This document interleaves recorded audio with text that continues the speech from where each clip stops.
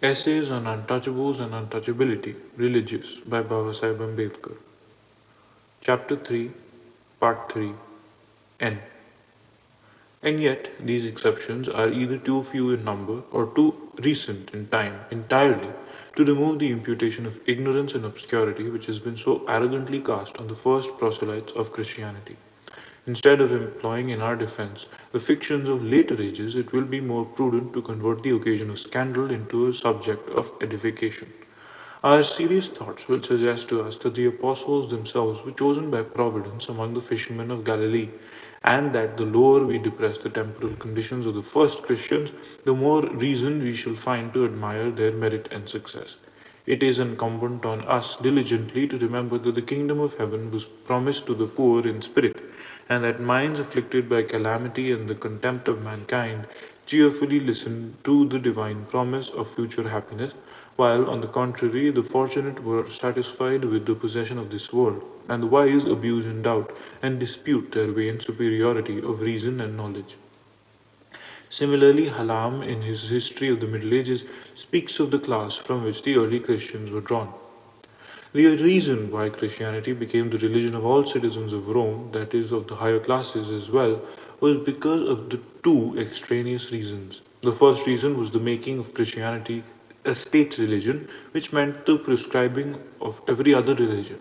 The second reason was the change in the law of inheritance by the Roman emperors after they became converts to Christianity, a preferential right to inherit the property of the parents over a child which had remained pagan.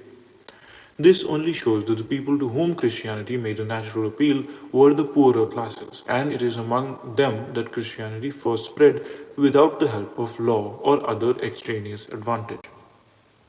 The early Christian missionary began by reversing the natural order of things.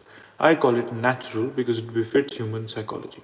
Professor Thorndike, a great authority on psychology, says that a man thinks is a biological fact, but what he thinks is a sociological fact.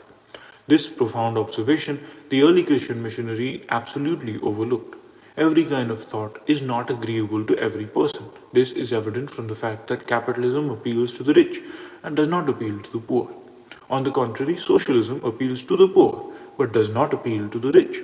This is because there is a very intimate connection between the interests of a man and the thoughts which have an adverse effect on his interests. He will not give them any quarters in his mind.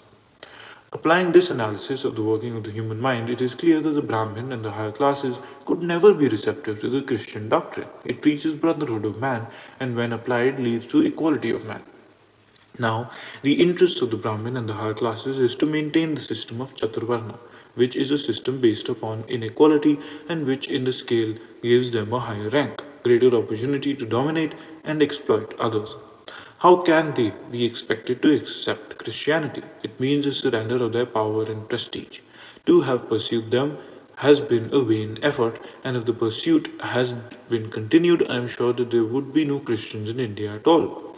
The number of Christians we see in India today is due to the fact that some Christian missionaries saw the futility of this. If they had not realized this error, then started to win over the lower classes, there would have been no Christians in India at all. Even today, hundreds and thousands of high caste Hindus take advantage of Christian schools, Christian colleges, and Christian hospitals. How many of those who reap these benefits become Christian? Every one of them takes the benefit and runs away, and does not even stop to consider what must be the merits of a religion which renders so much service to humanity. The end.